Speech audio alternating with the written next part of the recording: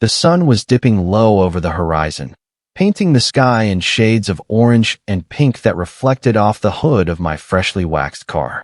I'd just finished a grueling day, 12 hours of outsmarting corporate drones who thought they could outmaneuver me in a boardroom. I was ready for a quiet night, a glass of bourbon, some jazz, and maybe a smug self-congratulatory toast to my own brilliance. But fate, that fickle little gremlin, had other plans. And her name was Karen. I pulled into the parking lot of my favorite grocery store. Organic kale and overpriced artisanal cheese were calling my name. The lot was a chaotic mess, as usual, with cars circling like vultures over a carcass. I spotted it then. The last open space, a glorious rectangle of asphalt right near the entrance. My tires hummed as I swung toward it. Victory already tasting sweeter than the overpriced honey I planned to buy. That's when she appeared. A beige minivan, dented, dusty, and screaming suburban entitlement, lurched forward from the opposite direction. Its horn blared, a shrill wail that sounded like a toddler mid-tantrum. I didn't flinch. I eased my car into the spot, perfectly centered between the lines, and killed the engine. The minivan screeched to a halt inches from my bumper, and out she stormed.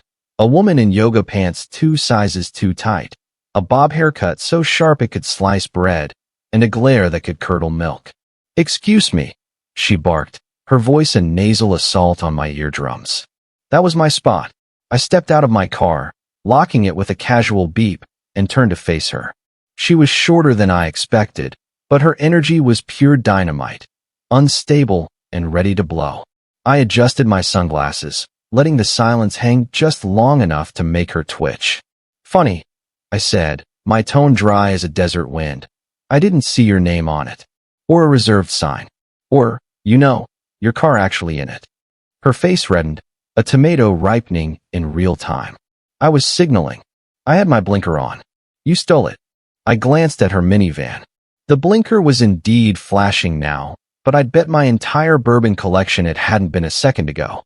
"Oh, bless your heart," I said, dripping sarcasm like syrup. I didn't realize a blinker was a legally binding contract. "Should I call my lawyer, or do you want to escalate this to the Supreme Court?" She crossed her arms, puffing up like a peacock in yoga gear. "You're rude.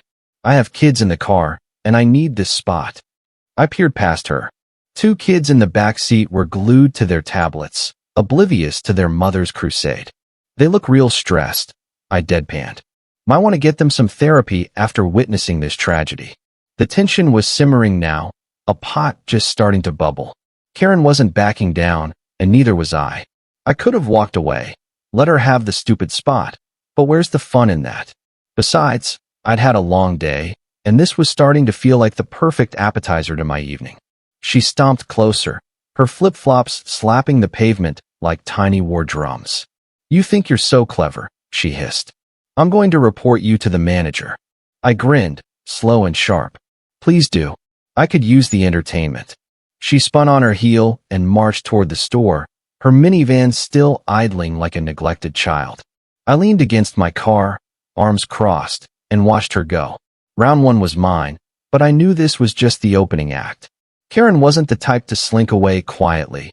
She'd be back, and I'd be ready.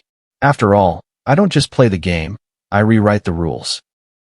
I stood there, leaning against my car, the evening breeze ruffling my hair as I watched Karen disappear into the store like a storm cloud rolling over a picnic. The parking lot was buzzing now, rubberneckers peering from their cars, a couple of teens snickering from the sidewalk. I gave them a mock salute, owning the chaos. My pulse was steady, but the adrenaline was creeping in, that delicious tingle of a challenge accepted. Karen thought she'd won by tattling to the manager, but she didn't know who she was dealing with. I don't just survive confrontations, I feast on them. Minutes ticked by. I checked my watch, 6:47 p.m., and debated popping my trunk for a snack. I'd stashed a protein bar in there for emergencies, and this was starting to feel like one. Then the store door slid open, and out she came, triumphant, with a lanky guy in a red vest trailing behind her. The manager, I presumed. He looked like he'd rather be anywhere else. Pale, sweaty, probably dreaming of his next smoke break. Karen pointed at me like I was a wanted poster, her voice carrying across the lot. That's him. He stole my spot and insulted me. The manager shuffled closer, adjusting his name tag, Greg, and cleared his throat. Sir, I'm going to have to ask you to move your vehicle. This lady says she was here first. I straightened up, brushing imaginary dust off my jacket. Greg, my friend, I said, all charm and steel. I'm happy to cooperate, but let's get the facts straight. I pulled in fair and square. No cones, no signs, no Karen's VIP parking plaque. Just me, my car, and the sweet embrace of geometry. Karen's eyes narrowed to slits. He's lying. I was waiting for that spot. Waiting. I raised an eyebrow, turning to Greg. She was halfway across the lot when I parked.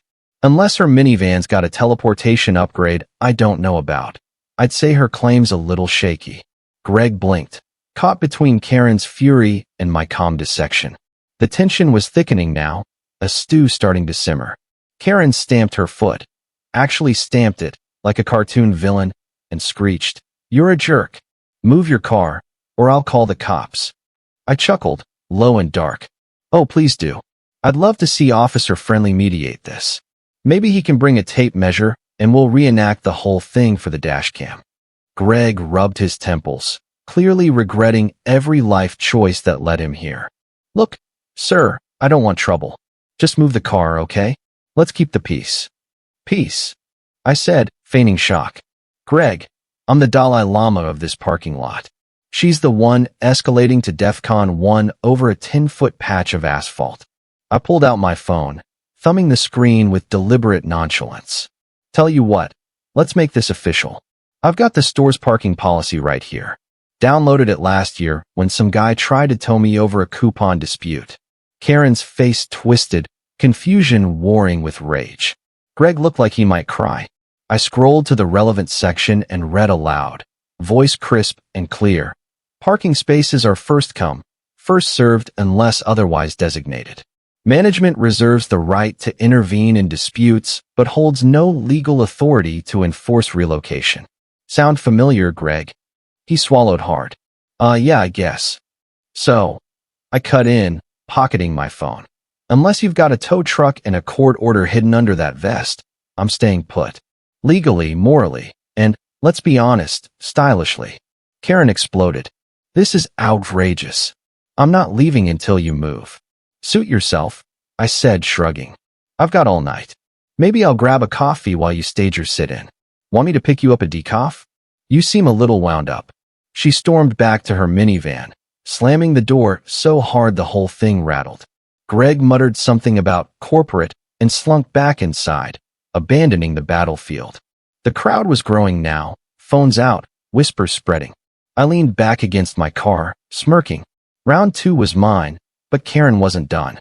She'd regroup, and I'd be waiting, ready to turn her next move into my checkmate. The parking lot was a circus now, and I was the ringmaster, lounging against my car like it was a throne. Karen had retreated to her minivan, engine still growling, parked crooked across, as if to spite the universe. Her kids' tablet screens flickered through the tinted windows, casting eerie glows on their bored little faces. The tension was a live wire, snapping and sparking between us, and the onlookers weren't helping. Half a dozen gawkers pretending to load groceries, their carts suspiciously empty. I caught one guy filming and gave him a wink. Might as well make it a good show. She rolled down her window, leaning out like a general rallying her troops. You think this is over? She yelled, her voice shrill enough to shatter glass. I'm calling the cops and posting this online. You'll be sorry. I tipped an imaginary hat. Can't wait to go viral as the parking lot bandit. Maybe I'll get a sponsorship deal. Park smarter with my patented sass. The sarcasm was thick, but inside, my gears were turning. She was escalating, and I need to stay 2 steps ahead. Cops. Fine. Social media? Even better. I thrive in chaos. It's my natural habitat. Minutes later, a squad car rolled in, lights off, but presence loud. 2 officers stepped out, one burly with a buzz cut, the other wiry with a mustache that screamed 1980s cop show. Karen practically teleported to their side, gesturing wildly at me like I'd robbed a bank and a parking spot. He stole my space, she wailed, clutching her phone like a lifeline. He's harassing me. I have kids. Buzz Cut approached me, notepad in hand, while mustache hung back, eyeing the scene like he'd seen this movie before. Sir, Buzz Cut said, voice flat, mind telling me your side? I straightened, all charm and confidence. Officer, I'd be delighted. I pulled into an open, unmarked spot. No reservation, no cones, no drama, until she rolled up claiming dibs like it's musical chairs. I've got the store's parking policy on my phone if you'd like a refresher. Private lot, first come, first served. I'm just a law-abiding citizen trying to buy some kale. Karen's jaw dropped, her narrative crumbling. He's lying. He insulted me. Insulted, I said, feigning innocence. I offered her decaf. That's practically a public service. Buzz Cut scribbled something, unimpressed. Mustache snorted, barely hiding a grin. Ma'am, Buzz Cut said, turning to Karen, did he threaten you? Any physical contact? No, but, she sputtered, he's rude. And he won't move. Buzz Cut sighed, the weight of 1,000 petty disputes in his eyes. This is a civil matter. Private property. We can't make him move unless he's breaking a law. You can file a complaint with the store or take it to small claims if you're that committed. Karen's face went purple. This is ridiculous. I'm a mother. And I'm a taxpayer. I shot back, grinning. Guess we're both special. The cops exchanged a look, we're done here, and started retreating to their car. Karen wasn't having it. She whipped out her phone, filming me with the intensity of a wildlife documentarian. I'm posting this. Everyone will see what a jerk you are. I waved at the camera, all teeth and charm. Hi, Internet. Don't forget to like and subscribe to Parking Lot Justice. Next episode, Karen versus reality. She stormed back to her minivan, muttering about entitled jerks and ruining her day. The cops peeled out, the crowd dispersed, and I thought maybe, just maybe, I'd won. But then I heard it. The unmistakable beep of a tow truck rolling into the lot. Karen leaned out her window, smirking like she'd just played her trump card. I called them. You're done. The tow guy lumbered over, a grizzled bear of a man with a clipboard. The tension was boiling now, a pressure cooker ready to blow. I didn't flinch. I'd danced this dance before, and I had moves she couldn't dream of. Game on. I muttered, cracking my knuckles. Time to turn her check into my checkmate. The tow truck rumbled closer, its yellow paint chipped and faded like a relic from a junkyard war. The driver, let's call him Grizzly, climbed out, a mountain of a man in grease-stained overalls, chewing on a toothpick like it was his last lifeline. Karen stood by her minivan, arms crossed, her smirk so smug it could have curdled the organic milk I'd come to buy. The tension was a tightrope now, stretched to its limit, and I was balancing on it with a grin. She thought she'd cornered me. She thought wrong. Grizzly lumbered over, clipboard in hand, his voice a gravelly drawl. Got a call about an illegally parked vehicle. This yours? He jerked his thumb at my car, pristine and gleaming under the lot lights. I stepped forward, hands in my pockets, casual as a Sunday stroll. That's mine, yeah? But illegally parked? That's a stretch. I'm within the lines, no handicap zone, no fire lane. What's the complaint exactly? Karen pounced, her voice a triumphant screech. He stole my spot. He's been harassing me. Get him out of here. Grizzly squinted at her, then at me, then at the car. Lady says you're causing a disturbance. Store wants you gone. I raised an eyebrow, glancing at the store entrance where Greg the manager was conspicuously absent. Funny, I didn't see Greg sign off on this. You got paperwork from the property owner, Grizzly? Because without it, you're just a guy with a truck and a bad attitude. He bristled. Nobody likes their bluff called, but I wasn't bluffing. I'd dealt with tow scams before, back when some sleazy apartment complex tried to haul my car over a visitor pass dispute. I knew the drill. Private tow companies need authorization from the property owner or their agent, I said, voice smooth as silk. No signage here says towing's enforced, and I've got the store's policy right here. I flashed my phone again, that glorious PDF glowing like a beacon of justice. Grizzly scratched his beard, clearly not paid enough to care this much. I just do what I'm told, man. She called, Said it's an issue. Oh, I'm sure she did, I said, turning to Karen with a mock pout. Poor thing's had a rough day. Maybe she misdialed.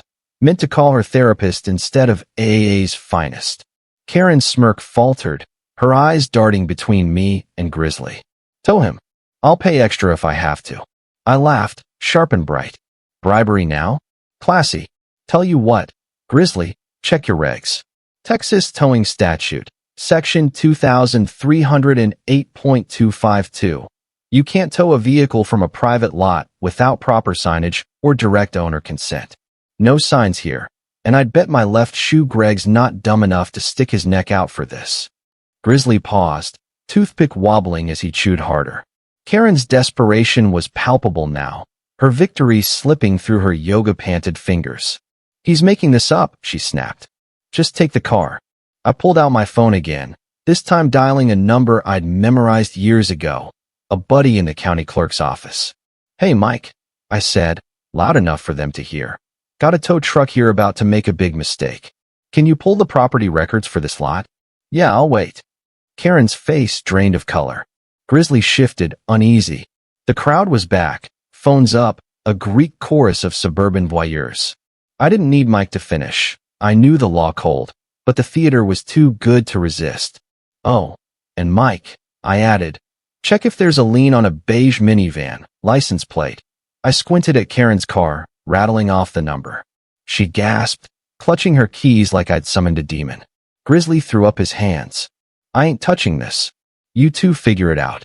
He climbed back into his truck, muttering about crazy people, and peeled out, leaving a cloud of exhaust and Karen's shattered dreams. She glared at me, trembling with rage. This isn't over.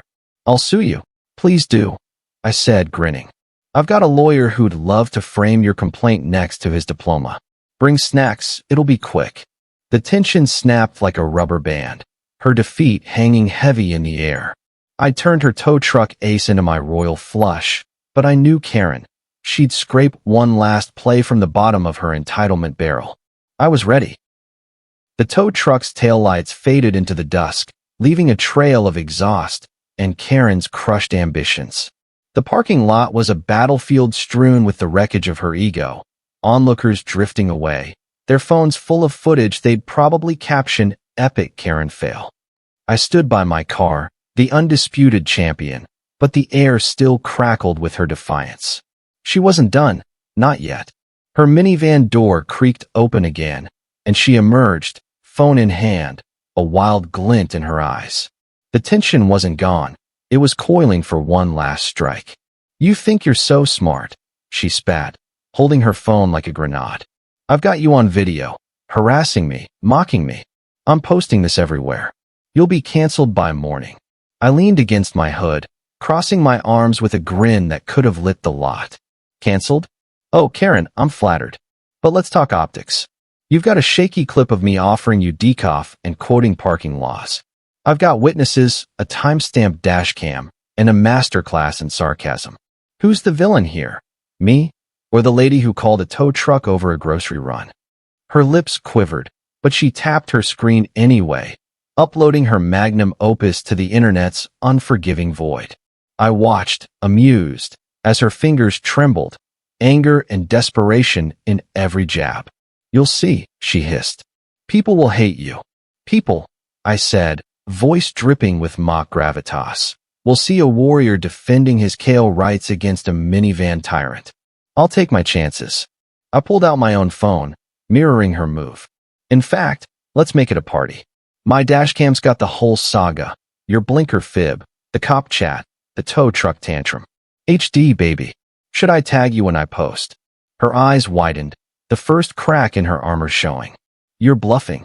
Am I? I tapped play, letting the audio spill out. Her shrill, I was signaling, clashing with my dry, didn't see your name on it. The crowd leftovers chuckled. One guy yelled, "Post it, man."